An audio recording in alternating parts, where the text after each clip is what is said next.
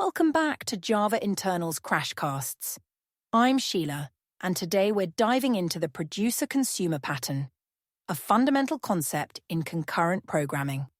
Victor, are you ready to explore this exciting topic? Absolutely, Sheila. I'm looking forward to breaking down this important pattern for our listeners. Great. Before we start, listeners, make sure you're familiar with basic concurrency concepts and Java's threading model. Now, let's kick things off with a quiz question. Can you think of a real-world scenario where the producer-consumer pattern might be applied? That's an intriguing question, Sheila. It really makes you think about how this pattern might manifest in everyday situations. I'm curious to see what our listeners come up with. Without giving away the answer, I'd encourage them to think about scenarios where there's a flow of information or items between different processes or entities. Excellent point, Victor. Now, let's start with the basics.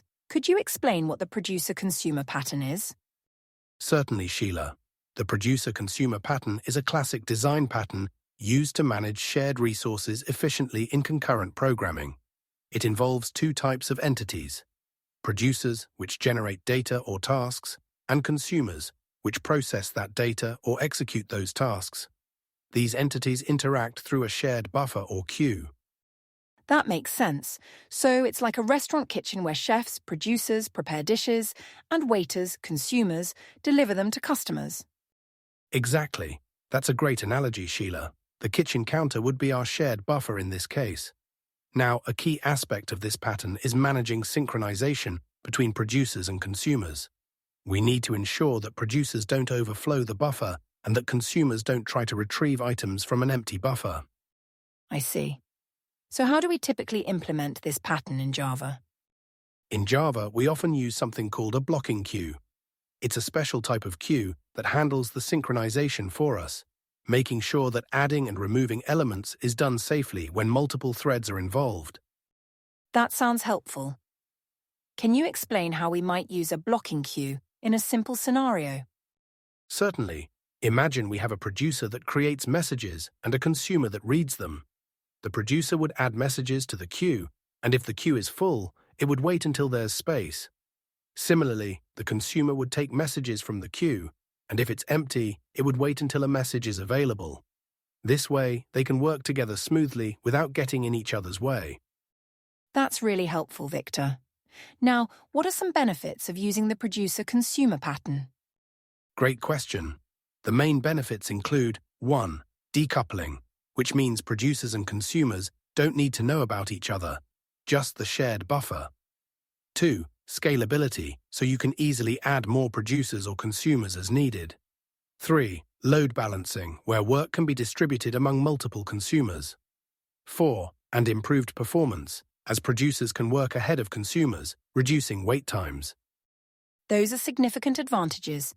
Are there any challenges or pitfalls we should be aware of? Absolutely. Some common challenges include 1.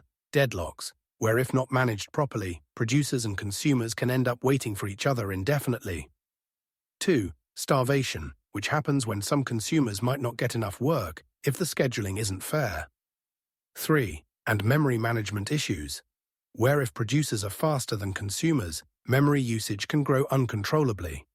To avoid these issues, it's important to properly size your buffer, use appropriate timeout mechanisms, and consider using a bounded queue to prevent unbounded growth. Those are crucial points to keep in mind. Now, let's increase the complexity a bit. What happens when we have multiple producers and consumers? Excellent question. With multiple producers and consumers, we need to consider thread safety and fairness. Java's blocking queue implementations are designed to be thread-safe, so multiple threads can safely interact with them at the same time. However, you might need to use special techniques to ensure that no producer or consumer is left waiting too long for their turn to access the queue. That's fascinating, Victor. Before we wrap up, let's reveal the answer to our quiz question. Can you share some real-world examples of the producer-consumer pattern? Certainly. Some real-world examples include 1. Print spoolers, where print jobs are produced by applications and consumed by printers. 2. Video streaming services, where video chunks are produced by the server and consumed by the client. 3. Order processing systems, where orders are produced by the sales team and consumed by the fulfillment team. 4. And event-driven systems, where events are produced by various sources and consumed by event handlers. Those are great examples, Victor. To summarize, we've learned that the producer-consumer pattern is a powerful design pattern that helps manage shared resources efficiently in concurrent systems.